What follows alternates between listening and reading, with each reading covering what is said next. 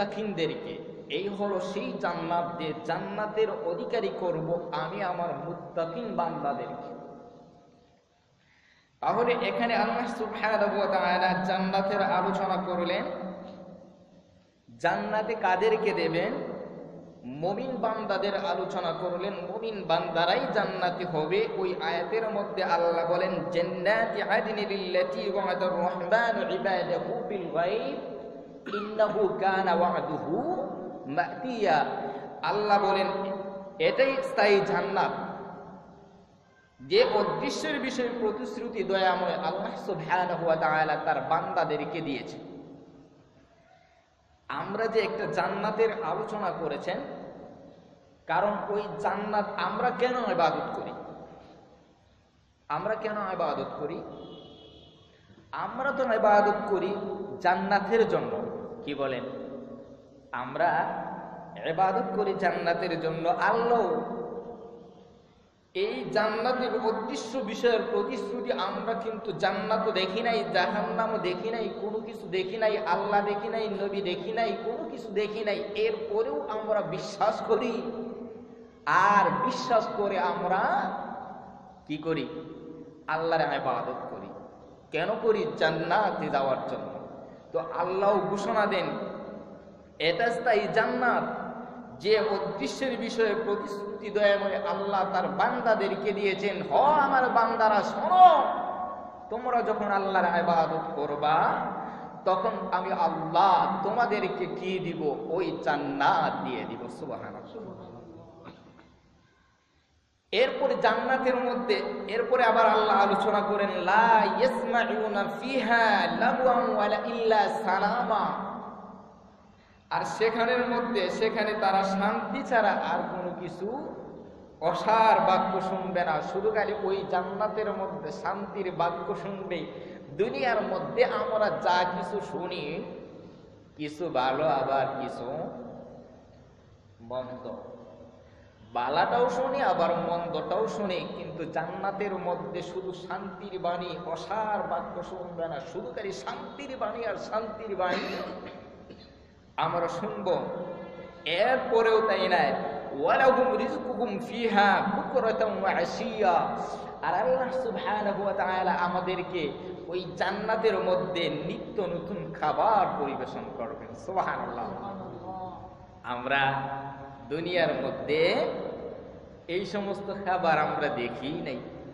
মনে যা চাইবো সব কিছু আমরা জান্নাতের মধ্যে গেলে ওই খানিগুলো পাইব। বিনা পরিশ্রমে, কোনো পরিশ্রম করা লাগবে? কি বলেন? আজকে তো যদি মাছ তরকারি আনতে হয় অনেক কষ্ট করে টাকা উপার্জন কইরা তারপরে আমরা ওইগুলো আইনা খাই। কি বলেন? কিন্তু জান্নাতে গেলে ওইগুলো আমরা কষ্ট লাগবে না, কোনো কিছু লাগবে না। আমরা এইগুলো যখনই যা চাইমু তাই আল্লাহ আমাদের সামনে হাজির করবেন, তাই আমাদেরকে দিয়ে দিবেন। সুবহানাল্লাহ।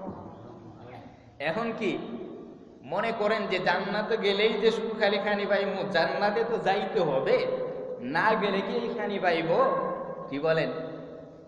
জান্নাতে না গেলে কি ওইখানি পাইব? তো জান্নাতে যাইতে হবে। দুনিয়ার মধ্যে যদি আমরা একটা কাজ করি আর দুনিয়ার মধ্যে ওই কাজটা করার পরে টাকা উপার্জন করার পরে আমরা ওই জিনিসটা, ভালো জিনিস কিনা আনি, যদি আমরা টাকা উপার্জন না করতাম তাহলে রুজি না কইরা ওই খাবারটা আনা আমার পক্ষে বা আমাদের পক্ষে সম্ভব হতো। যখন আমরা রুজি রোজগার কইরা টাকা উপার্জন করি, ওই টাকা উপার্জন করার পরে আমরা নিত্য নতুন খাবার আনতে পারি। ঠিক তেমনি ভাবে আল্লাহ সুবহানাহু ওয়া তাআলা বলেন, লা ইয়াসমাউনা ফিহা লাগওয়ান ইল্লা সালামা। ওইখানের মধ্যে সেখানের মধ্যে শান্তি ছাড়া আর কোনো কিছু থাকবে না। বান্দা যখন যা চাইবে, ওয়ালাহুম রিজকুহুম ফিহা বুকরাতান ওয়া আশিয়া। বান্দা যখন যা চাইবে আমি আল্লাহর পক্ষ থেকে ওইগুলো তাদেরকে দেওয়া হবে। এখন ওইগুলো যে তুমি পাইবা, দুনিয়ার মধ্যে যদি ওই কাজ না করে যাও, দুনিয়ার মধ্যে যদি তুমি জান্নাত হাসিল না করে যাও, তাহলে তুমি কি এই জান্নাতি খাবার পাইবা? বলে জান্নাতি খাবার পাওয়া কি এত সহজ? তার মানে বোঝা যায় যে দুনিয়ার মধ্যে আমরা দুনিয়ার খাবারটা যখন সংগ্রহ করতে গেলে আমাদের পরিশ্রম করতে হয়, কষ্ট করতে হয়, ঠিক তেমনি ভাবে জান্নাতে যাইতে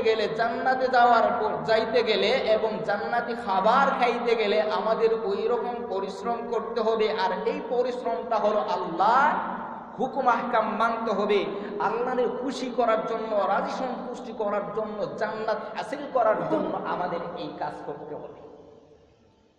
কি কাজটা? আল্লাহর গোলামি। কি বলেন? আল্লাহর গোলামি ছাড়া কি আমাদের জান্নাতের মধ্যে যাব আর এমনি গাই খানি পাইমু? বলে এত সহজ? এরপরে আল্লাহ আবার বলেন,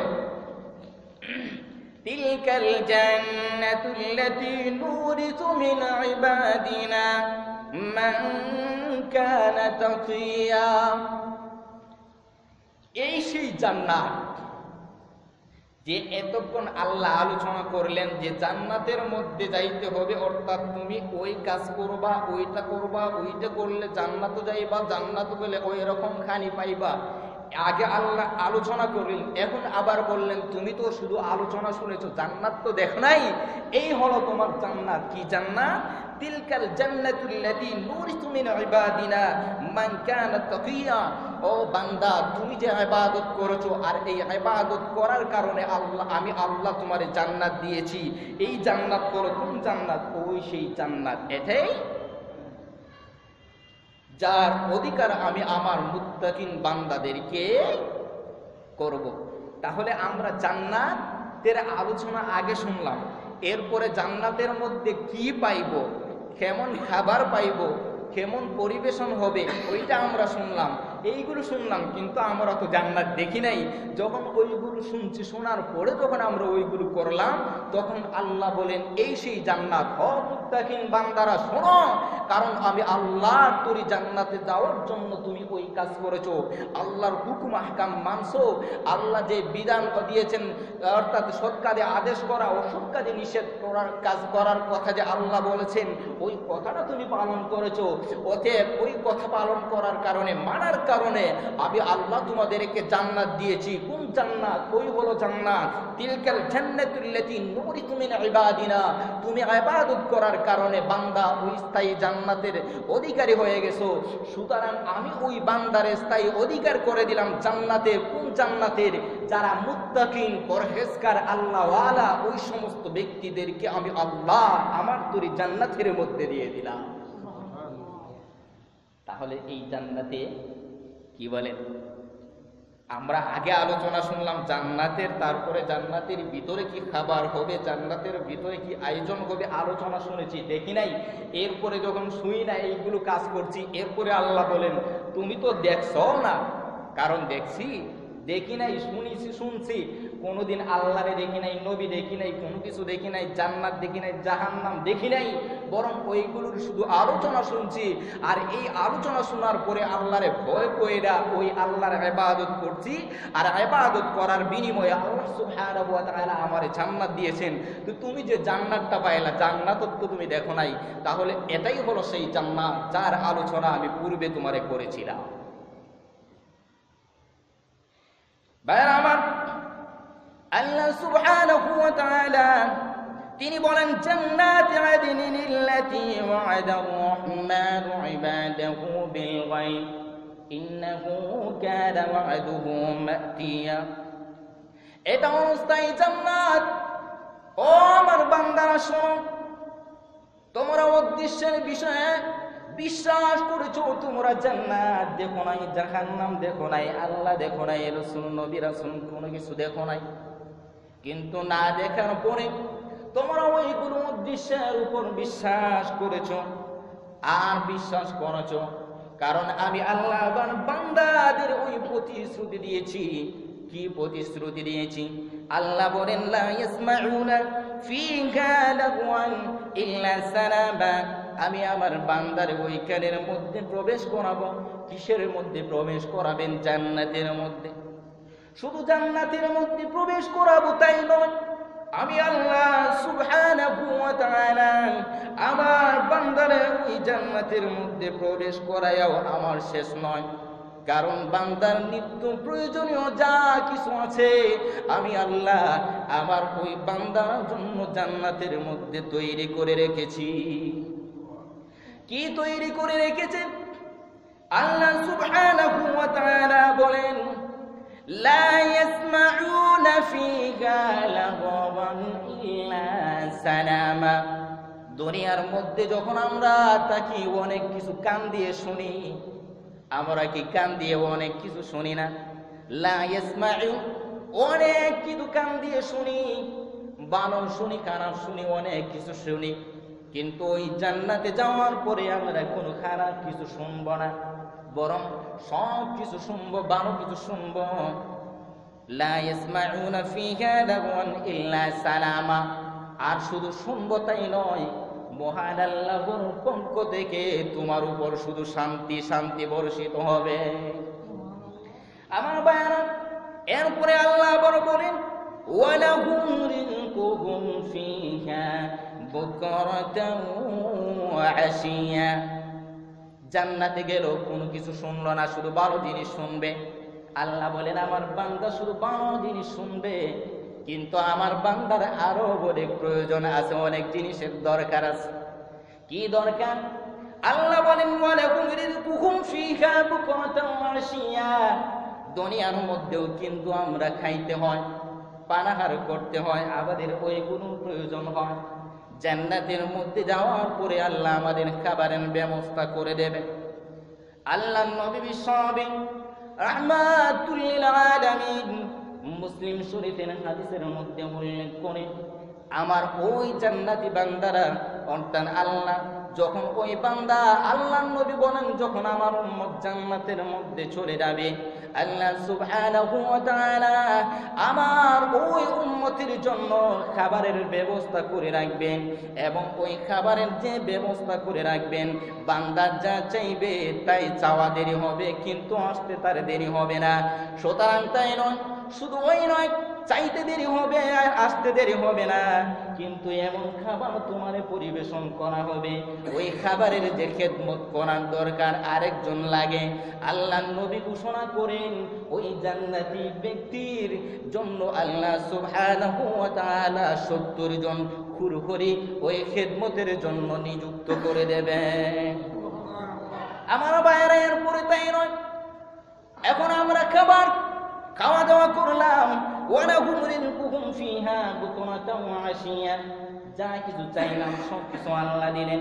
আল্লাহ এখানে খাবারের কথা উল্লেখ করলেন, তোমার যা কিছু মন চাইবে তাই তুমি খেতে, কিন্তু ওই খাবার পরিবেশন করবে হুড়গড়িরা। এখন খাবার খাওয়ার পরে দুনিয়ার জমিনের মধ্যে যখন আমরা একটু বেশি খাই, বেশি খাওয়ার পরে আমাদের প্রস্রাব পায়খানায় ধরে, কি বলেন? যদি কোনোদিন সুযোগ পাই আর বালা তরকারি হয়, তাইলে এমন বাটে খাইতে খাওয়ার সাথে সাথেই দইটা লাগে। তো ওইখানে যে আমরা, আল্লাহ আমাদেরকে ওই রকম খাবার করবেন, খাওয়া দাওয়া করার পরে কি আমাদের প্রস্রাব পায়খানায় ধরবে না? আল্লাহ সুবহানাহু ওয়া তাআলা তিনি বলেন, ওয়ালাকুম রিজকুহুম ফিহা বুকরাতান ওয়া আশিয়া। আমার বান্দা যা কিছু মন চাইবে তাই খাইবে, কিন্তু তার কোনো প্রস্রাব পায়খানায় ধরবে না।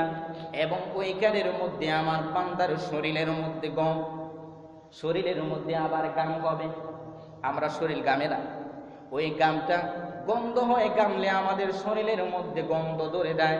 আল্লাহ নবী মুসলিম শরীফের হাদিসের মধ্যে উল্লেখ করে, ওই জান্নাতি ব্যক্তির শরীর যখন গামবে, কিন্তু ওটা দুর্গন্ধ হবে না, ওই গামটা মেশকে আম্বরের গ্রাম হয়ে যাবে। এখন এরপরে আবার আরো কিছু আছে, 70 জন ফেরেশতা হুর দ্বারা আমার খাবারের পরিবেশন করবেন। এখন তো আমার আরো প্রয়োজন আছে, কি বলেন? আমরা কি আরো প্রয়োজন আছে না?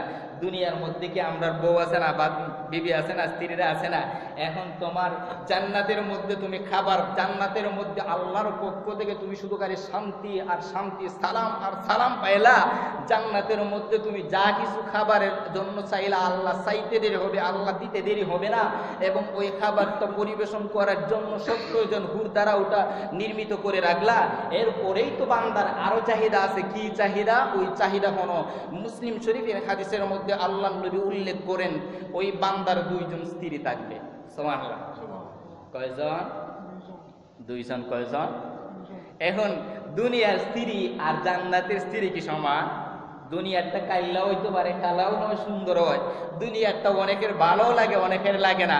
কিন্তু কি করব, যার ভালো লাগে না, এরপরে সে এখন যে আরেকটা হয়েছে কি দাম মহৎ, ওইটার কারণে সে মনে করে যে আমি তো ওই বেটি আর দিতেও পারতাম না, যদি দিতে হয় তাইলে অত টাকা দিতে হইব, আর যদি না হয় তাইলে তো আমি জেলে বাদ খাই দইব। তো ওই রকম তার মনের মধ্যে আশঙ্কা রাখে, আর ওই স্ত্রী লইয়া তারপরেও তার কোনো মুহূর্তে জীবন চালায়। কিন্তু দুনিয়ার জীবন যে কোনো রকম তুমি চালায়া যাও, জান্নাতের মধ্যে গেলে এই রকম তোমার 2টা স্ত্রী দেওয়া হবে। এই 2টা স্ত্রী তোমার কোনো অপছন্দ হবে না এবং একে অপরের পরিপূরক হয়ে যাবে। তুমি যেমনি ভাবে চাইবা এমনি ভাবেই তোমার স্ত্রী পাইবা। এটা কি আল্লাহর নিয়ামত না? কি বলেন? আমার স্ত্রী অর্থাৎ জান্নাতের মধ্যে কয়টা স্ত্রী পাইব? 2টা। এখন আমরা আছে একটা, কেউ 2টা। তো জান্নাতের মধ্যে গেলে পাইব 2টা। মুফাসসিরে কেরামরা আরো বর্ণনা করেছেন, তুমি যদি 70 জন স্ত্রী চাও, আল্লাহ সুবহানাহু ওয়া তাআলা তোমার 70 জন স্ত্রী দিয়ে দিবেন। সুবহানাল্লাহ। কিন্তু আমরা তো 70 জন চাবো না, কারণ আমরা 2টা স্ত্রী চাইবো। কারণ মুসলিম শরীফের হাদিসের মধ্যে আল্লাহর নবী বলেন, আমার বান্দা, আমার উম্মতেরা জান্নাতের মধ্যে গিয়ে এইরকম খাবার পাওয়ার পরে তার আরেকটা আফসোস থাকবে। কি আফসোস? সে চাইবে স্ত্রী, তখন আল্লাহ সুবহানাহু ওয়া তাআলা তাকে 2টা স্ত্রী দিয়ে দিবেন। সুবহানাল্লাহ। এখন এই আলোচনা শুনলাম, তাহলে এই আলোচনা দ্বারা আমরা ওইটা বুঝি যে আমরা যদি ওইগুলো পাইতে চাই, জান্নাতের মধ্যে যদি এই বালাখানা পাইতে চাই, জান্নাতের মধ্যে যদি এই সুবিধা পাইতে চাই, জান্নাতের মধ্যে যদি আমরা হুর দ্বারা আমাদের অর্থাৎ খেদমতের জন্য হুর পাইতে চাই, জান্নাতের মধ্যে যদি আমরা 2টা স্ত্রী পাইতে চাই, তাহলে দুনিয়ার জমিনের মধ্যে আমাদের কি করতে হবে? কথা কি বুঝেন নাই? দুনিয়ার মধ্যে আমাদের কি করতে হবে? আল্লাহর হুকুম মানতে হবে। যদি না মানি তাইলে কি ওই জান্নাতের মধ্যে 2টা স্ত্রী পাইব? আমরা দুনিয়ার মধ্যেও দেখেন, একদিন যদি কাজ না করি, আরেকদিন